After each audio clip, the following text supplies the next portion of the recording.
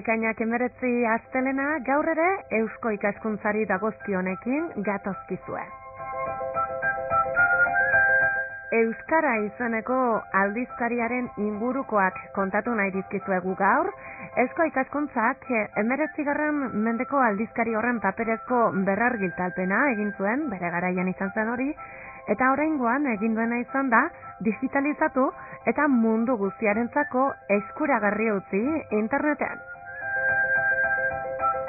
Juan Mari Zurutuzak egin du lan hori. Bera da euskomedia.org helbidean ageri den argitalpen fondo guztiaren arduradun. Hortaz, hitz egin nahi izan dugu Zurutuzarekin. Azken finean pertsona honekin liburuarekin egin daiteken gauza bera egin dezakezu, ezta. Zuk liburu hartzen duzunean, normalean, indizea behiratzen zu eta aukeratzen duzuna irakurtzezu. Bakasun honetan gauza bera egin dezakezu, baina mundu osoan norbait ezareko, ez?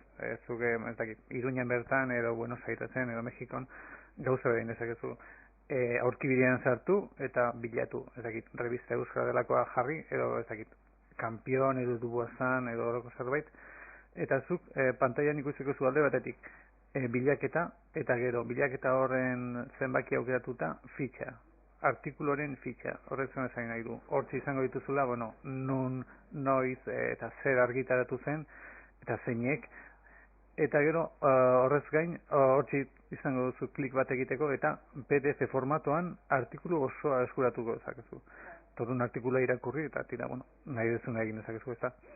Bai, zu esan zu idatzizkoa bezala, baina azkarragoa bentsat bai, ez? Esate baterako itzuk jarri Kampion, eta Kampionen guztiak ateratzen dira, ez? Artikulu guztiak, arek idatzi zituen artikulu guztiak, hori idatzizkoan ezin da egin?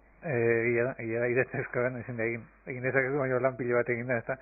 Bai, horrek lan azkartzen du, batetik ikertzaileantzat, batetik, horretan ohituta daude ikertzaileak, baina tira, hau ere jende arruntare interesatuko zaio, ez da?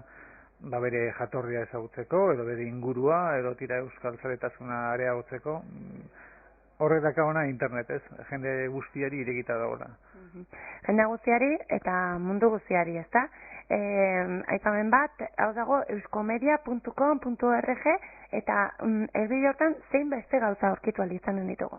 Bai, Euskomedia horregen sartuta, hortxe izango dituzu, Eusko Ikaskuntzaren hainbat fondo, ez? Batetik, adibidez, Eusko News aldizkaria, Auñamendi entziklopedia osoa, zarean jarrita dago, gero ere argazki fondoa, Eusko Ikaskuntzaren argazki fondoa hortxe dago, beste zerbait, kantutegia hortxe dakazue, Euskal Herriko hainbat abesti eta partiturekin, eta tira, horrez gain ere, revista euskara aldizkaria hortxe dakagu argitalpen fondoetan.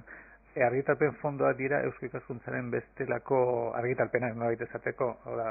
Historia, musika, zinea, liburuzko sailak, sail bakoitzak bere argitalpena daka, eta hortxe daude ere digitalizatuta. Hori besteak beste interneten eskegita egoteak eskaintzen dituen abantailak, baina hortaz gain aldizkariaren muinaz ere hitz egin nahi dugu.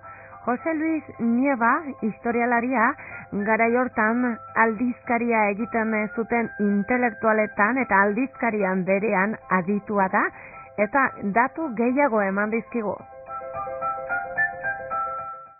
Esan behar da, Nafarroan garai hortan zegoen kultur aldizkari bakarra. Edo bakarra eta lehenengoa.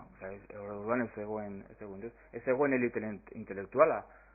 Aipatzen alditugu, mende batean, Aita Moret, beste mende batean, Padre Alenzon, beste mende batean, Janguas, baina horrela talde bat, talde 5 bat, 6-8 pertsona, 10 pertsona, elite bat sortzeko denak ilustratuak, orduan sortu zuren. Eta orduan hasi ziren egiten eta atera zuten lehenengo Euskaren aldeko elkarteak, aldizkariak, egunkariak eta bat, eta lehenengo elkarte kulturalak, aldizkari kulturalak, dena kulturala, batzuetan esaten da, euskal kultura, kentzen dugu euskal adjetiboa eta geratu bakarrik kultura. Hori da pizka bat esaten ematen du, jartzen baldin baduzu euskal, ja pizka bat ematen duela betikoak, betiko roiarekin, eta hori da pizka bat. Hau hasiera batean barne konsumorako, haiendako egindako zen, ez? Jende ilustronen artean hitz egiteko, ez? Iparraldekoekin elkarrizketa moduan eta erabiltzen zen. Normalean, hori da, orduan ez egun internet, ez egun orduan bidaltzen zituzten aldizkariak, beste jasotzen zituzten, irakurtzen zuten alea, eta ni ados nago honekin ez, eta bueno, erantzungo dut, eta hurrengo alean agertzen zen erantzuna. Edo barne pribatutik, gutuna bat, zu, kampion meze, baina zer egiten ari zara, eta gero, ez hori. Agian, argitaratzen zuten gutuna edo ez, edo, bueno, bere erantzuna zuen, eta ziren, zergatik ikusi duguna, zergatik ez zarete azten japizka bat ortografiarekin, gauza bat, eta bat. Kampionen jaso zuen ideia, eta hasiko da gramatikara euskara egiten eta argitaratzen. Eta horrela, gainera hori bai, behartzen zuten pizka bat, pentsatu behar dugu, enbete behar zutela ale bat, publizitaterik gabe eta argazkirik gabe. Orduan pizka hori suposatzen zuen, egoteko, betetzeko horria, erne zer argitaratzen zen Inglaterra ez dakizu euskarari buruz, Euskal Herriari buruz. Eta hori pizka bat, betetzeko, gainera, komentatu ez duguna, pentsatu behar dugu, logazko esateagatik modan zegoela. Alde batetik bat zegoen modan, bakoitzak bere lurraldeko gauzak aztertzea eta mugimendu horren barruan kokatzen dira euskaroak, horiek badakite eta horrela azpimarratzen dute, gu gara hemengo ordezkariak. Eta origen horien ez dakit, bidean edo buskedan, badago zer da adibidez Espainiaren sorterria, zer da Europaren sorterria, eta ikusten du euskera badela aurre historiko, hizkuntza aurre historikoa, ez dakizer, ez da romanikoa, ez dakizer, agian lotuta dago Amerikako hizkuntzekin, eta kanpoko eta hemengo jendea azten da zer da euskera, no? Eta orduan, badakitu, mugimendu hori badagoela, eta badauzi. Inglaterran idatzi dute artikulo bat, ez dakizen aldizkarian, euskarari buruz, eta esaten dute, eta jartzen dute aldizkarian, ez dakizer, eta. Orduan gaiak zein ziren, lehen aipatu duzu ortografia, ez dakit euskara batuaren hasierak ere, zein gai gehiago? Zertaz hitz egiten zuten? Batez ere literatura, momentu horretan hasi ziren Lore Jokoak, haiek ere bultzatutakoa, lehenengoak izan ziren Elizondon, 1889an, eta sari irabazleak argitaratzen zituzten, eta dena.